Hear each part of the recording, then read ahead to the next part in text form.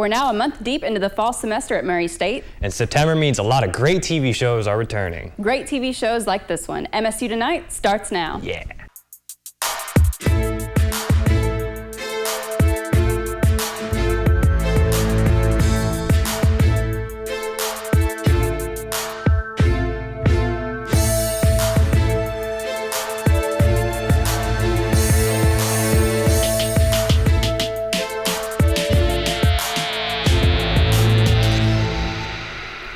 Welcome to MSU Tonight. I'm Katie Hinchy. And I'm Tyler Barker. Coming up on the show, we'll have guests from Cinema International into the studio. Plus, Tyler and I will have a thorough discussion about this year's big superhero movies in a new edition of Nerd Word. Right now, it's time for some hot topics.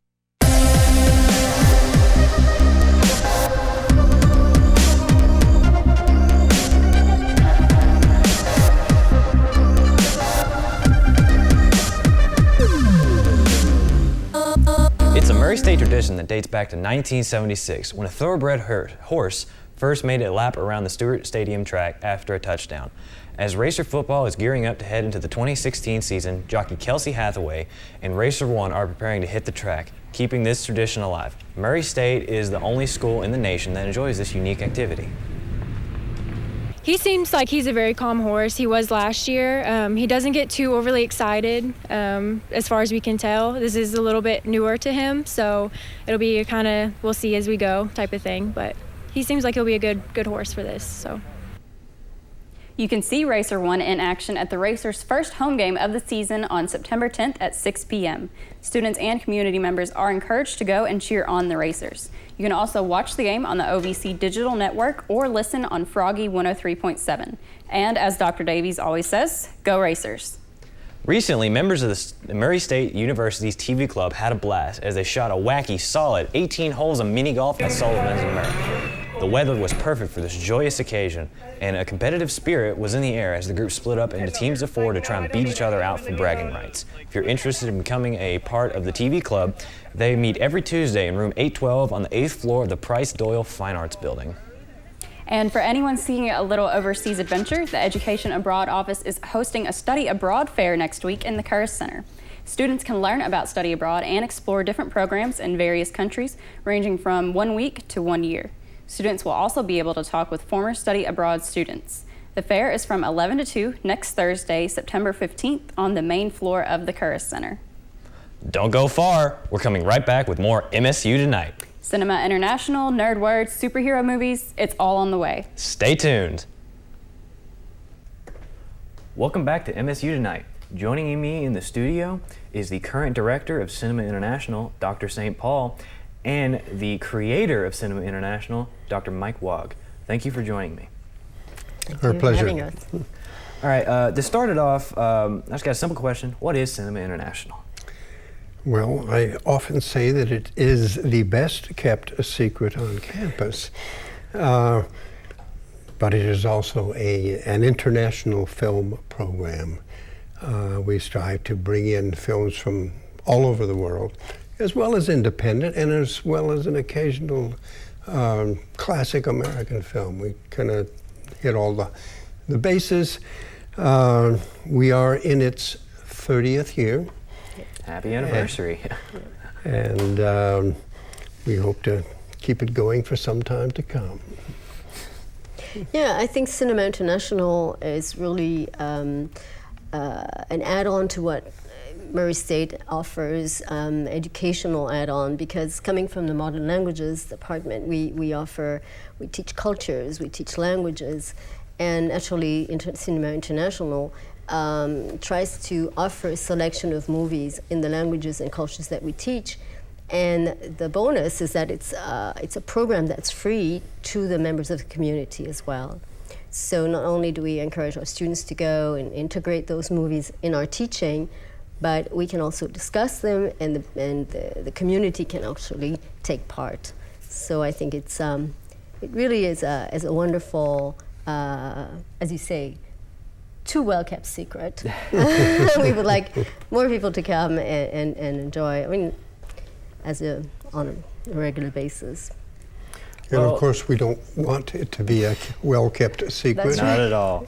We Well, want students, faculty, and the community to know that they are always invited. Totally. Totally. Well, since you all have been going for 30 years, you must have some kind of fond memory or just a funny story from being on for 30 years. There is one, and we have a friend of Cinema International, that's Diego Villa, who's always there every night, usually behind the popcorn machine. But his contribution isn't just popcorn. He has a tremendous sensitivity to film, and particularly to what seems to work for us in this area, and I've appreciated his contributions over the year. But there was one night, so it is said, that somebody heard somebody snoring in the back of the theater, and it might have been him, but so we never tire of chiding him about it. But anyway, it's really a reflection of our selection for that day, isn't it? Well, I must say that Diego has been a pillar of Cinema International, because he also is the one who runs the movie in the film box. So he is indispensable, and he does it because he loves movie, and he does it. He's from the community, so we love him. Since you're the creator of Cinema International, what made you create it? Cinema International is part of a larger movement which was taking place at Murray State back in the early 80s and mid 80s. It was a movement to internationalize the campus, to open up its perspective beyond the local area to the rest of the world. And there were many initiatives that took place in those days, including the recruitment of international students and study abroad programs. We had one of the most wonderful study abroad programs, the KIIS, which was created right here, as well as, lectures and all sorts of other things. And of course that tradition goes on, and that was our contribution to it, but also to create a space, an intellectual space, and an aesthetic space that reflected the perspectives of other peoples, other nations, all over the world. Do you have anything to add? Well, I would say that Cinema International really has an amazing program, and always has, and I will do my best to continue the tradition, since this is my first year. And we have, we started on a strong foot with Timbuktu, which is really a movie that took place on events that took place in Mali in 2012, when Timbuktu suffered the onslaught of radical jihadists and oppressed the local Muslim population. So it's nice to have a point of view that is indeed from the people themselves who feel oppressed, and it's done with art. So despite the serious topic, the film also has extreme beauty and poetry. And so in talk about, let's say, war in poetic terms, and it's nice to have that opportunity to discuss and see things like that. The second movie we had was called The Nightingale. It was a Chinese movie that was last week. And that again showed the difference between the modern, ultra-modern China in Beijing and the traditional China, is beautiful scenery in southern China. So people could travel in their seats.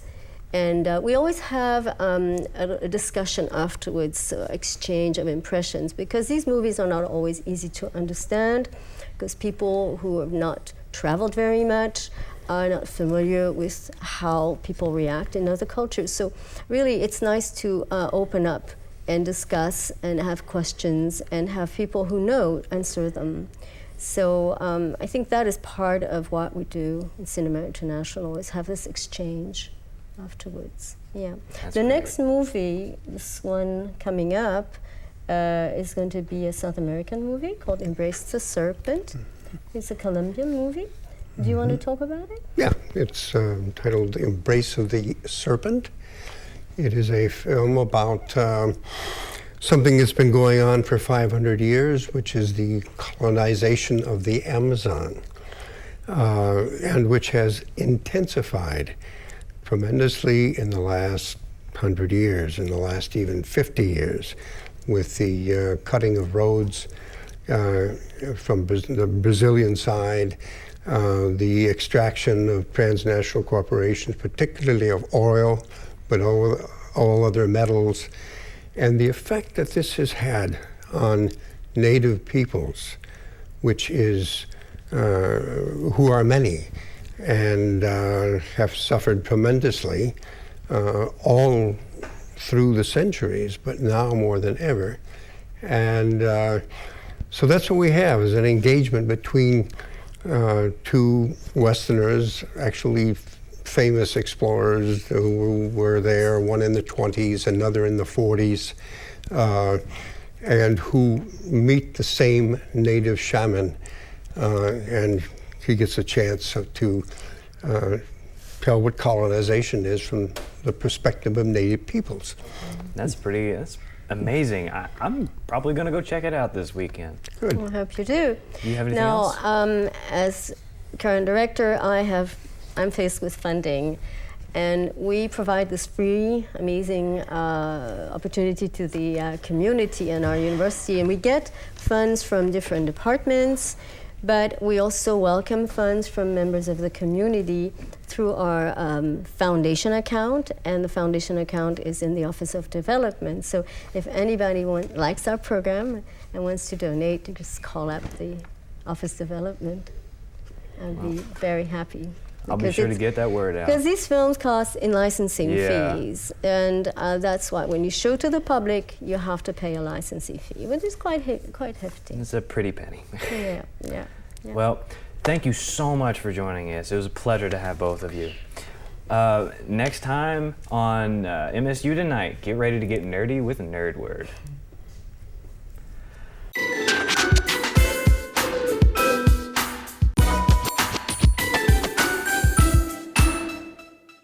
Welcome to our new segment, Nerd Word. The word of the nerd. Tonight, we're talking about superheroes. So Tyler, I see that you have a Deadpool shirt. So are you Team Marvel or Team DC? Well, my shirt might say Marvel. I'm not saying I'm DC though. Marvel has really cool heroes. DC has very cool villains. But ultimately I'm Marvel. So make that a little more complicated. Right. See, I like both Marvel and DC, but I kind of lean towards DC more, obviously, because I'm repping a Wonder Woman shirt. So who's your favorite Marvel superhero? Or superhero just in general? Superhero. That's a hard question. There's a lot of superheroes out there. I don't want to sound too generic, but I'm a pretty big fan of Iron Man. Just rocking the metal suit, flying around, blasting stuff out of his hands. It's awesome. What about you? I think DC, I would pick Wonder Woman, obviously, it's my girl. Marvel, I really like the X-Men, so I would have to go with Jean Grey, aka the Phoenix. But of all time, I would say Wonder Woman. She's my girl, she's my go-to. How about villains? Do you have a favorite villain? Ooh, villain. This is where DC comes into play.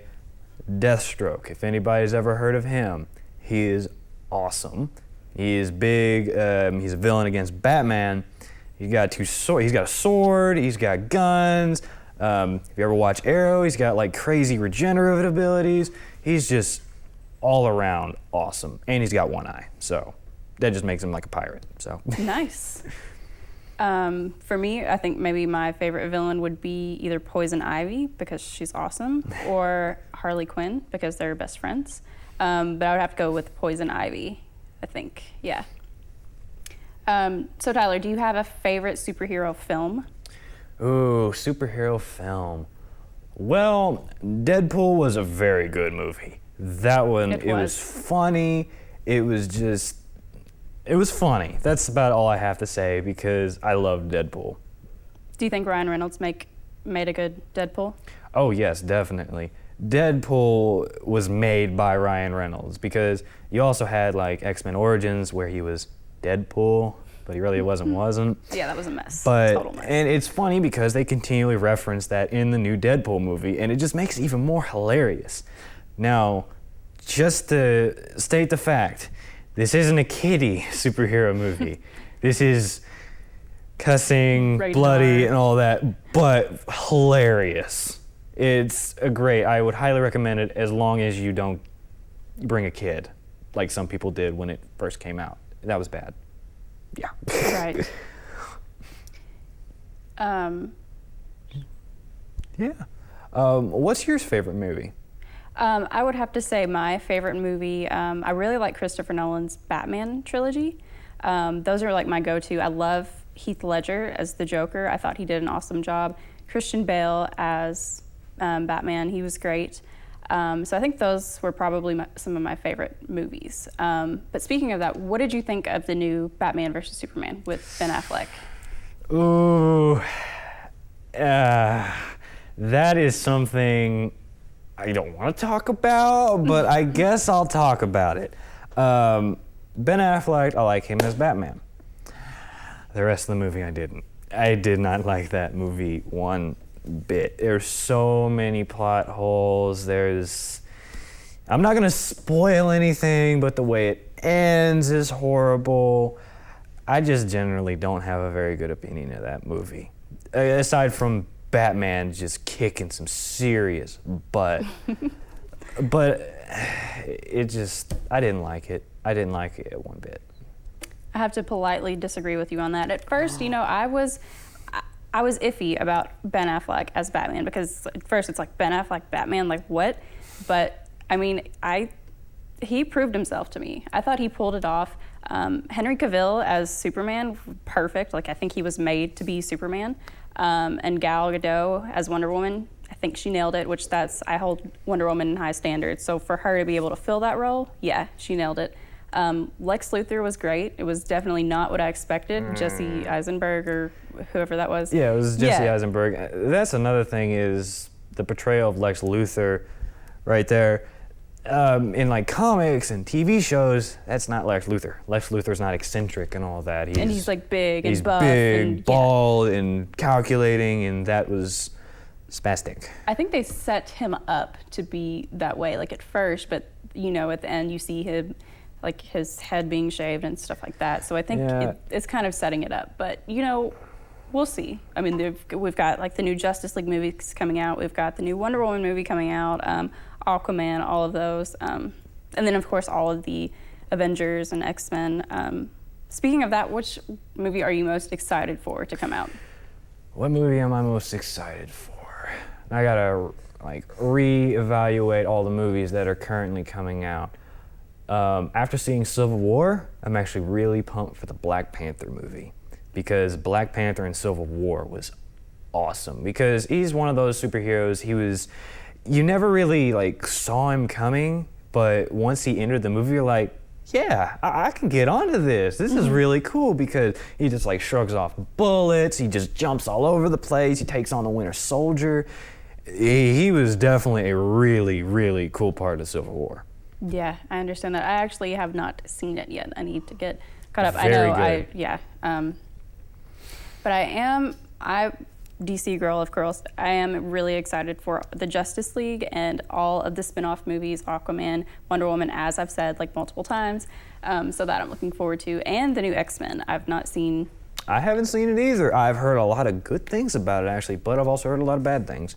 But I do want to go see it. I'm not going to be able to see it right now because it's not in theaters, but eventually it'll come out. I'll probably go and see it. But I've heard that it was a very good X-Men movie. It was very actiony. It was just something that X-Men needed. But I don't know. I really don't have a solid opinion on it right now because I haven't seen it. So Right. I'm looking forward to it. I love the entire cast of all the X-Men: Jennifer Lawrence, James McAvoy, Michael Fassbender. I'm just super excited. But the last movie I want to mention, because I think talking about superheroes, you have to mention it. What did you think of Suicide Squad? Okay, I have very mixed opinions. Well, it had a very good soundtrack. I will say that. Second that, yes. It was a good movie, but it's just some things were just missing. The Jared Leto Joker was hit and miss at times. There were some points I really did like it, and then some points I really didn't. Will Smith as Deadshot. That was perfect. I agree loved with you on that, yes. To be honest, if it wasn't a Suicide Squad movie, it would have been a Deadshot movie. Because he just took the show. He's the leader of the pack. Oh, yeah, of course. definitely. There were some points in the movie, I'm just kind of sitting there, I'm like, really? Is that really? I don't think. That, and there was a lot of, going back to Jared Leto's Joker, there's a lot of stuff they took out. Because Jared Leto put a lot of time into this role, and he's only in the movie for like 5 or 7 minutes. Total. Something like that. They cut out a tremendous amount of footage from the Joker, and it's insane. And I think that would have made a better movie and a darker movie. I agree. I think it's hard because it's a Suicide Squad, so there's so many characters, and I mean they all have so much story behind them. So it's hard to feature all of that and all of their stories. For me, I read the comics. I kept up with the comics. I'm a total nerd. And I think comic-wise, the film did a great job of the portrayal. They were true to all of the characters. I was super glad that they didn't mess up El Diablo. He's one of my favorites. But I think they stayed true to the character's essence. You know, a lot of comic book fans will nitpick, like, oh, no, this wasn't perfect, that wasn't perfect. I'm like, they pretty much nailed it. From a film perspective, I can understand, yeah, some of the dialogue was kind of corny and, you know, they could have done some things better. But for the most part, for what it was, I appreciated it, and I think they nailed it. And they stayed true to the comics, which doesn't happen a lot. So, yeah, I liked it. Yeah, my final verdict on it is they're supposed to be bad guys. I felt they were too good. That's true. They tried to give them something more, yeah. They were too good. They should have done more bad things. But I don't know. I did enjoy it. It was a fun movie to watch. Definitely, and I do agree with you about the soundtrack. Yes, it was a great soundtrack.